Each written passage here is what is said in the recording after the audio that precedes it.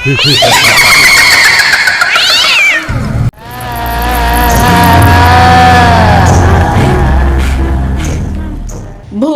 শুনেই গা ছমছম করে। অশুভ প্রেতাত্মা কিংবা ভূত যাই বলেন না কেন, কেউ ভূতে বিশ্বাস করে, কেউ আবার খুব জোরের সঙ্গে বলে ভূত বলে কিচ্ছু নেই। ভূতে বিশ্বাস থাকুক বা না থাকুক, ভূতের কল্পনা করে ভয় আমরা সবাই কম বেশি পাই। পৃথিবী জুড়ে আছে ভয়ঙ্কর সব ভূতের গল্প, সেগুলোর অন্তরালে আছে ভয়ানক গা শিউড়ে ওঠা সব কাহিনী। আসুন আজ শোনা যাক সেরকমই ভূতের ভয়ঙ্কর এক ঘটনা। প্রিয় দর্শক শ্রোতা বন্ধু, এটি আমাদের নতুন ইউটিউব চ্যানেল রাত 12টা। চ্যানেলের নামটা আমরা গল্পের সাথে মিল রেখেই রেখেছি, যেহেতু ভূতের গল্প রাত্রে শুনতে একটু বেশিই ভালো লাগে, তাই আমাদের চ্যানেলের নামটা আমরা রাত 12টা রেখেছি। জীবনের সাথে ঘটে যাওয়া বাস্তব ঘটনা নিয়ে আমাদের এই রাত 12টার গল্পগুলো সাজানো থাকবে। দূর দূরান্ত থেকে লিখে পাঠানো বাস্তব কিছু ভূতের ঘটনা আমি আপনাদের সাথে পড়ে শোনাবো। আজকের প্রথম এপিসোডের এই গল্পটি লিখে পাঠিয়েছেন আমারই ছোট ভাই, বাংলাদেশের বরগুনার বরিশাল থেকে সিয়াম আহমেদ। আমাদের রাত 12টার নতুন এপিসোডে আপনাদের সবাইকে স্বাগতম। আজকের গল্পটা রাত 12টার পরের ঘটনা, তাই রাত 12টার প্রথম এপিসোডেই ভাবলাম আজকের এই ঘটনা দিয়েই শুরু হোক প্রথম এপিসোড। ঘটনাটি আমাকে যেভাবে লিখে পাঠানো হয়েছে আমি হুবহু পড়ে শোনাচ্ছি। পারিবারিক একটা দাওয়াত ছেড়ে আমরা ফিরছিলাম বাসায় ফেরাটাও খুব জরুরি ছিল। এদিকে তখন রাত 12টা বেজে 21 মিনিট। ছোট উপজেলা শহরে দাঁড়িয়ে আছি আমরা গাড়ির জন্য। আমি, আমার মা, আমার স্ত্রী, আমার ছোট ভাইটা কলেজে পড়ে। যেহেতু ছোট শহর, রাত 9টার পরে সাধারণত তেমন কোনো যানবাহন চলাচল করে না, তার মধ্যে বেশ কিছুক্ষণ দাঁড়িয়ে থাকতে হয়েছিল। এই শহর থেকে মাত্র 15 কিলোমিটার দূরেই রয়েছে আমাদের গ্রামের বাড়ি। আমরা 4 জন অনেকক্ষণ ধরে দাঁড়িয়েছিলাম একটি ভ্যানের জন্য। অনেক সময় ধরে দাঁড়িয়ে থাকার পরে একটি ভ্যান আসলো। দূর থেকে ভ্যানের আলো দেখেই আমি হাত নেড়ে ইশারা করলাম।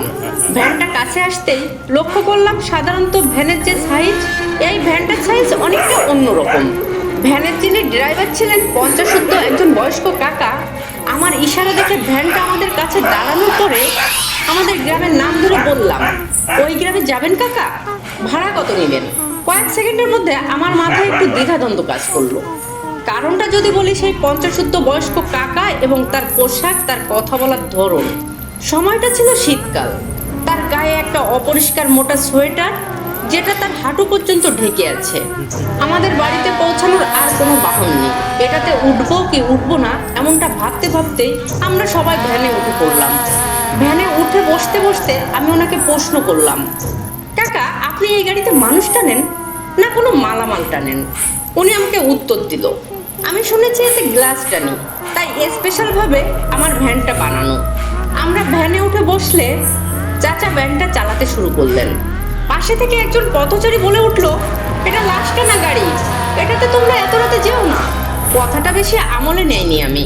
আমার সাথে থাকা মা, ভাই, বউ ওরাও অতটা গুরুত্ব দেয়নি। এরপরেই আমাদের ভ্যানটা চলতে শুরু করলো। আর 2 থেকে 3 মিনিট চলার পরেই আমি একা একা কৌতূহলী মনে ভাবতে শুরু করলাম, গ্লাস টানার গাড়ি যদি হবে তাহলে কোথা থেকে গ্লাস টানে, কাদের গ্লাস টানে? গ্লাস টানার জন্য এরকম সাইজের ভ্যানের প্রয়োজন হয়? আমি কোনোভাবে বাস্তবতার সাথে মিলাতে পারছিলাম না। এমনটা ভাবতে ভাবতে হঠাৎ করে সেই পথচারীর কথা মনে পড়লো, যে বলেছিল যে এই লাশ টানা গাড়িতে তোমরা উঠো না। তখনই হঠাৎ করে আমার 5 সেকেন্ডের মধ্যে শরীরটা যেন ছমছম করে উঠলো। তাহলে তো যখন আমি এনাকে জিজ্ঞেস করেছি এটা কিসের গাড়ি, এরকম কেন, তখন উনিও ঠিক একই কথা বলেছিলেন যে এটা লাশ টানা গাড়ি। কিন্তু তখন আমি ভুল শুনেছিলাম যে গ্লাস টানা গাড়ি। ভ্যানটা ছিল ব্যাটারি সেট করা অটো ভ্যান। ভ্যান চালক কাকা আমাদের গ্রামের কজন লোকজনের নাম ধরে বললেন আমি তাদের চিনি। আমাদের ভ্যানটা নদীর পাড় দিয়ে যাচ্ছে, আর উনি আমাকে অবান্তর অগোছালো কথা বলেই যাচ্ছে। কখনো একা একাই কথা বলছে। নদীর পাড়ে রাতের শোষ বাতাস আর প্রশস্ত নদীর জলের ঢেউয়ের শব্দ। আশেপাশে কোনো জনবসতি নেই। নদীর চরে মাঝে মধ্যেই কয়েকটা ছইলা গাছ। সেদিনকে রাতটা ছিল 2 দিন পরেই পূর্ণিমা, তাই মোটামুটি রাস্তার গাছপালা চাঁদের আলোতে দেখা যাচ্ছিল। নদীর সাথে সংযুক্ত খালগুলো থেকে খুব জোরে জোরে ঝরঝর ঝমঝম আওয়াজ করে জল নদীর সাথে মিলিত হচ্ছে। আমার মনে বিভিন্ন প্রশ্ন ঘুরপাক খাচ্ছে। ভাবছি, আমি যা ভাবছি আমার মা, ভাই, স্ত্রী ওরাও কি এসব ভাবছে? আমাকে নিয়ে ভাবছি না, কারণ ছোটবেলা থেকে এমন গভীর রাত বেরাতে আমার একা চলার অভ্যাস আছে। ভূত বলে আমি কিছু কোনোদিনই বিশ্বাস করিনি, তবে আজ মা, ভাই, বউ এদেরকে নিয়ে ভয় হচ্ছে। যদি অস্বাভাবিক কিছু হয় তাহলে আমি একাই এদের তিনজনকে সামলাতে পারবো তো? আমার মনে এক সেকেন্ডের মধ্যে এমন অনেক প্রশ্ন যাচ্ছে, আর তার মাঝে আমি মা, বউ, ভাই সবাইকে অপ্রয়োজনেই অনুষ্ঠান বাড়ির বিভিন্ন কথায় ব্যস্ত রাখার চেষ্টা করছি। এমন মুহূর্তে ভ্যান চালক কাকা বলে উঠলেন, সর সর, সরে যা, সরে যা বলছি। পেছন দিকে তাকিয়ে বললেন, আপনারা শক্ত হয়ে বসেন, একটু ঝাঁকি লাগতে পারে। আমি বললাম, কেন? রাস্তায় তো কোথাও ভাঙা উঁচু নিচু নেই, কি হয়েছে? আমি বলতে বলতে আমার ভাই ভ্যান থেকে পড়ে গেল। ভাই আর আমি ভ্যানের পেছনেই বসেছিলাম। আমি লাফ দিয়ে নেমেই ভাইকে হাত ধরে তুললাম, আর ততক্ষণে ভ্যান চালক ভ্যান থামালেন। কোনো কথা না বলেই উনি রাস্তার বাঁদিকে একটা ঝোপঝাড় বাগান, সেদিকেই হাঁটতে লাগলো। আমি কোনো প্রশ্ন করলাম না। একবার ভাবলাম জিজ্ঞেস করি, কোথায় যাচ্ছেন? আবার ভাবছি, মা, ভাই, বউ এরা ভয় পেতে পারে, বা ওদের মনে ভিন্ন কোনো কিছু মনে হতে পারে। আমি ভাইয়ের পড়ে যাওয়া নিয়ে কথা বলছিলাম। আমরা সবাই ভাইকে জানতে চাইছি, ব্যথা পেয়েছো? কি করে পড়লে? ভাই যেন কোনো কথা ঠিকভাবে বলতে পারছে না, কেমন তোতলাচ্ছে। আমি ভয় পেতে লাগলাম। ভাইয়ের এমন ভীতি দেখে মা, বউ ওরাও ভয় না পায়। আমাদের ভ্যানটা যেখানে থেমেছে তার ডান পাশে একটা মাঝারি বটগাছ। বটগাছের পাশ দিয়েই একটা সুইচ গেট। সুইচ গেট থেকে জল নামছে, তার একটা ভয়ানক শব্দ। আমি ভাবছি, দিনের বেলায় বটগাছের নিচে কেউ বসলে তার ভীষণ ভালো লাগে, আর রাতের বেলায় এমন ভয়ানক কেন লাগছে? মা কেমন যেন কোনো কথা বলছে না, কেউ কোনো কথা বলছে না। মা হার্টের রোগী, আমার কান দিয়ে কেমন গরম বের হচ্ছে। আমি দেখতে পাচ্ছি সুইচ গেটের জলের সাথে যেন সাদা কাপড়ে মোড়ানো একের পর এক লাশ ভেসে যাচ্ছে। আমি নিজেকে বলছি, ধুর, ভূত বলে কিছু আছে নাকি? ও হয়তো কলা গাছ ভেসে যাচ্ছে, আর আমি ভয় পেয়ে ওটাকে লাশ ভাবছি। আমি কাউকে কিছু বলতে বা জিজ্ঞেসও করতে পারছি না যে আমি যা দেখছি তোমরাও কি তাই দেখছো? আমি জিজ্ঞাসা করলে ওরা ভয় পাবে। আমরা ওখানে দাঁড়িয়ে আছি 10 মিনিটের মতন, কিন্তু লাশ দেখেছি মাত্র কয়েক সেকেন্ড। মনে হচ্ছিল বট গাছ কেউ খুব জোরে নাড়াচ্ছে, আর ডালপালাগুলো থেকে ঝরঝর করে জল পড়ছে। আমি কেমন যেন একটা আওয়াজ পাচ্ছি, কি করব বুঝতে পারছিলাম না। নদীতে কিছুটা দূরে একটা আলো নদীর পাড়ের দিকে আসছে। আলোটা কিছুটা কাছে আসতেই আমি দেখলাম ওটা একটি মাছ ধরার নৌকা। আমি একটু মনে জোর নিয়ে খুব জোরে ডেকে বললাম, মাছ পেয়েছেন চাচা? আমার কথায় তারা দূর থেকে সাড়া দিল, পাইছে মোটামুটি। তখন আমি আরেকটু সাহস নিয়ে বললাম, ভাই আপনার লাইটটা নিয়ে একটু এদিকে আসবেন? আমাদের ভ্যান চালক অনেকক্ষণ হলো গিয়েছে, এখনো আসছে না। আমি বলার সাথে সাথেই একজন লাইট ধরে এগিয়ে এলো। নদীর পাড়ের উঁচু অবদা রাস্তা।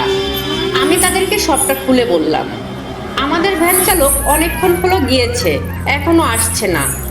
অনেক ডাকাডাকিও করেছি, কিন্তু কোনো সাড়া পাইনি। আমি বলার সাথে সাথেই একজন লাইট ধরে এগিয়ে গেল। নদীর পাড়ে উঁচু অবদা রাস্তা। একটু এগিয়ে গিয়েই উনি চিৎকার দিয়ে ওনার সাথে জেলেদের নাম ধরে ডাকলো, দুলাল, তোরা এদিকে আয়। আমিও সাথে সাথে এগোলাম। দেখছি আমাদের ভ্যান চালক একটা গাছের নিচে পড়ে আছে, এবং দেখতে পেলাম উনি যেখানে পড়ে আছে সেখানে ঘাস মাটি সব ঘেটে আছে। আমি সহ জেলেরা ওনাকে ধরে রাস্তায় নিয়ে আসলাম। জেলেরা ওনাদের সাথে থাকা পাত্রে করে নদীর জল তুলে চালকের মাথায় দিচ্ছে। আমিও সাথে সাথে চোখে মুখে ছিটিয়ে দিচ্ছি আর ডাকছি, কাকা, ও কাকা। একটু পরেই উনি চোখ তুলে তাকালেন আর বললেন, ভাই আমাকে একটু বাড়ি দিয়ে আসুন, আমার সারা শরীর ব্যথা। জানতে চাইলাম কি হয়েছে। উনি কিছু বললেন না। ওখানের এক জেলে তার সাথে আর একজনকে দিয়ে পাঠিয়ে দিলাম। এবার আমরা কিভাবে বাড়ি পৌঁছাবো? জেলেদের সহযোগিতা নিয়ে কিছুটা পথ হেঁটে আরেকটি একটি ভ্যান চালকের বাড়ি গিয়ে ঘুম থেকে ডেকে তুলে আমাদের সমস্যার কথা বললে উনি আমাদের পৌঁছে দিতে রাজি হলো। যাই হোক, আমরা বাড়ি পৌঁছালাম। আমরা ফ্রেশ হয়ে ঘুমালাম। কিছুক্ষণ পরে মা ডাকলো, বলল আমার ভাইয়ের খুব জ্বর এবং ভুলভাল বলছে ঘুমের ঘোরে। সে রাত ভাইকে নিয়েই দুশ্চিন্তায় কেটে গেল। পরের দিন সকালে আমি সেই ভ্যান চালকের খোঁজ নিলাম। উনি সুস্থ আছে এবং ওনার সাথে নাকি জিনের আসর আছে। ওনাদের সাথে নাকি জিনদের কথা হয়, তবে ভুল বা জিনেদের অপছন্দের কিছু করলে ওনারা ক্ষতি করে। আমি ভূত বলে কোনোদিন কিচ্ছু বিশ্বাস করতাম না। আমার সাথে এমন ঘটনা ঘটবে আমি কোনো দিন ভাবিনি। এটা আমার জীবনের একটি কালো অধ্যায়। আমার জীবনে সব থেকে অসহায় লাগছিল সেই সময়। দিদি, আমি জানি না লেখাটি কেমন হয়েছে। আমি কখনো এভাবে কোনো ঘটনা লিখিনি। লেখার মাঝে কোনো ভুল থাকলে সেটি ঠিক করে নেবেন আশা করি। আমাদের জন্য প্রার্থনা করবেন দিদি। আপনিও ভালো থাকুন দিদি। তো বন্ধুরা, রাত 12টার আজকের এপিসোডটি কেমন লাগলো কমেন্টসে জানাবেন। যদি ভালো লাগে তাহলে একটা লাইক শেয়ার করবেন, আর চ্যানেলটি যদি এখনো সাবস্ক্রাইব না করে থাকেন এখনই সাবস্ক্রাইব করে আমাদের পাশে থাকুন।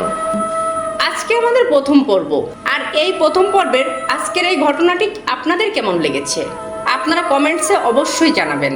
আর আপনাদের সাথে ঘটে যাওয়া বাস্তব ঘটনা লিখে পাঠাতে ডেসক্রিপশনে দেওয়া ইমেল আইডিতে লিখে পাঠাবেন। সবাই ভালো থাকবেন, সুস্থ থাকবেন, সুরক্ষায় থাকবেন এবং নিরাপদে থাকবেন। শুভরাত্রি।